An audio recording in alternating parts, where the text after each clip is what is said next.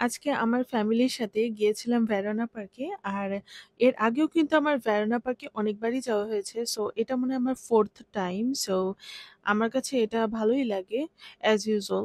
আর আমরা এখানে বিকেলে স্ন্যাক্স হিসাবে আমরা ডমিনোস থেকে পিজ্জা নিয়েছিলাম। আর যাওয়ার পরপরই এটা ঠান্ডা হয়ে গেছে। যেহেতু একটু অনেক সময় লাগে। আমাদের এখান থেকে প্যাটারসন থেকে 30 মিনিট ড্রাইভ অলমোস্ট।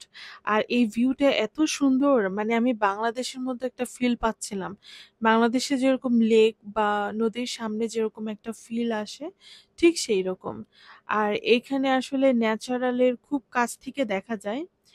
তো এখানে হাঁস অনেক, যে আমি জানি না এটা বন্য হাঁস হতে পারে, এটা উড়তেও পারে। আর এটা সম্ভবত হালাল, খাওয়া যায়। আর এটা সিমিলার অনেকটা হাঁসের মতোই, একদম সেম টু সেম। তো ওরা সবসময় এরকম ন্যাচারালি ঘুরতে থাকে। এগুলো আসলে ধরাও যায় না, ছোঁয়াও যায় না, কারণ এখানে ল নাই। আর ওদেরকে কোনো খাবারও দেওয়া যায় না, এটা নিষেধ করা আছে। সো এখানে অনেক, মানে পার্কে আসলেই অনেক দেখা যায়, খুবই ভালো লাগে। আর এখানে যে বড় একটা বক পাখির মতো দেখলাম অনেক দূরে বসা। তো আমি জুম করে একটু ভিডিওটা নিচ্ছিলাম।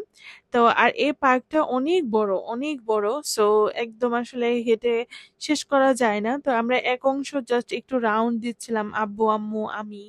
সো আর এখানে অনেকে ফিশিং, যেটা যে বড়শি নিয়ে মাছ ধরে। অনেকে অ্যাকচুয়ালি এখানে যে খুব বেশি মাছ পাওয়া যায় সেটাও না, আবার পাওয়াও যায়, ছোট ছোট পাওয়া যায়। আর আমাদের এখানে আমেরিকানরা কিন্তু মাছ ধরে বাসায় নিয়ে যায় না। তারা এই মাছ ধরার পরে জাস্ট একটা টাইম পাস করে, ভালো লাগে। তারা এটা এন্টারটেনমেন্ট করে, তারপরে এটা আবার পানিতে ছেড়ে দেয়। সো ওরা কিন্তু মাছ আবার বাসায় আনে না। সো জাস্ট এটা ওরা সামার টাইম আসলে ওরা একটু টাইম পাসের জন্য এরকম করে। এটা ভালো লাগে আমার কাছে। ফিশিং বা এই ক্যাচ ফিশ, এই বিষয়টা আমার খুবই ভালো লাগে, বাট আমি কখনোই পারি না।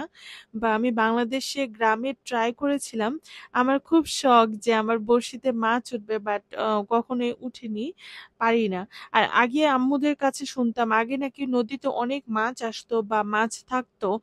সো এখন তো কোনো মাছই দেখা যায় না। সো এখন অ্যাকচুয়ালি মাছগুলো খুবই রেয়ার। আর বিষয় হচ্ছে ডিম দেওয়ার আগে অনেক সময় মাছ ধরে ফেলে জেলেরা, যার কারণে অনেকটা এরকম হয়। সো আসলে আজকে আমরা হঠাৎ প্ল্যান করেই যাওয়া, আমাদের আগে থেকে কোনো প্ল্যান ছিল না যে আমরা এত দূরে পার্কে আসব। আমাদের কথা ছিল যে আমরা বাসার কাছে কোনো এক জায়গায় যাব ঘুরতে। সো গ্র্যান্ড মাউন্টেনে যাওয়ার কথা ছিল, যাই হোক। সো এখানে আবার একটু প্লেগ্রাউন্ড আছে, আমি এর আগেও হয়তো সম্ভবত একটা ভিডিও করেছিলাম। আসলে সামারে বাসা থাকতে একেবারেই ভালো লাগে না, আর বিশেষ করে বাচ্চারাও আসলে পছন্দ করে না। তাদেরও বাইরের একটা অক্সিজেন, আর বিশেষ করে আমাদের আমেরিকায় তো পলিউশন নেই, এয়ার পলিউশন। সো নেওয়াটা ভেরি সেফ। তারপরে একটু সাবধান থাকা ভালো। কিন্তু সামার হলে অ্যাকচুয়ালি, মানে বিকাল হলে একটু বাইরে গেলে ভালো লাগে আর কি। সো যেহেতু আমাদের এখানে উইন্টার টাইম অনেক লং প্রসেসিং এ হয়, অনেক সময় লাগে। সো উইন্টার শেষ হতেই চায় না। সো সেই ক্ষেত্রে আমরা সামার আসলে অলওয়েজ এনজয় করারই চেষ্টা করি।